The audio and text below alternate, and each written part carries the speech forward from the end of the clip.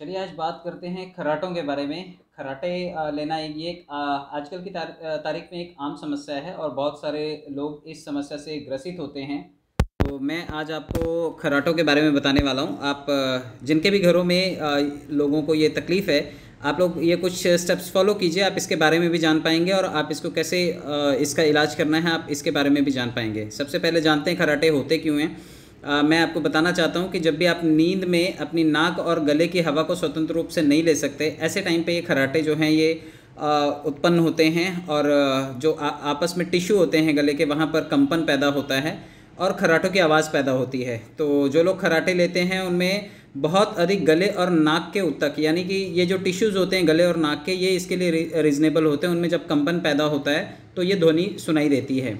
कैसी होती है स्नोरिंग? स्नोरिंग जो होती है वो ओपन माउथ स्नोरिंग भी होती है, मतलब आपके गले के ऊतकों से संबंधित हो सकती है। ये बंद मुंह से भी खर्राटा लोग लेते हैं, जीभ की समस्या का ये संकेत हो सकता है। सभी स्लीप पोजीशन में खर्राटा लेना, मतलब आप कोई भी पोजीशन में सोएं फिर भी आप खर्राटे लेते हैं, मतलब आपके अधिक खर्राटे जो हैं गंभीर हैं, इसके लिए आवश्यकता हो सकती है, आपको ट्रीटमेंट की ज़रूरत हो। और जब आप पीठ के बल सोते हैं तब भी संभवतः कुछ हल्के खर्राटे आ सकते हैं। नींद इन सभी से डिस्टर्ब होती है। खर्राटे लेने वालों को कई बार अचानक से झटके जैसा होता है और उनको उनकी नींद डिस्टर्ब हो जाती है। तो इसके लिए आप देखें कि जो रूटीन लाइफ है वो डिस्टर्ब होती है और जो घर के बाकी मेंबर्स होते हैं उनको भी परेशानी होती है। तो ये खर्राटा बहुत बड़ा रीज़न बनता है, आपकी नींद में खलल डालता है, नींद डिस्टर्ब होती है।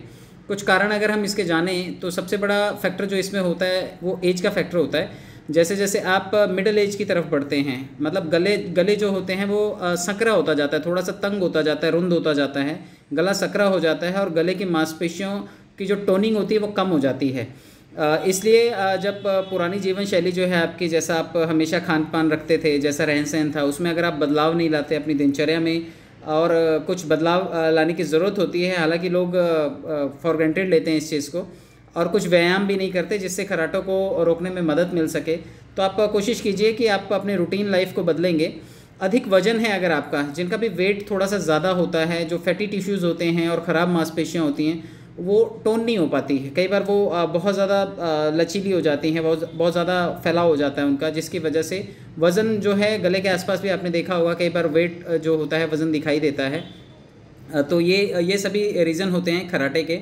व्यायाम करके आप ये कम कर सकते हैं और जो लोग व्यायाम नहीं करते हैं उनके लिए समस्या बनी रहेगी।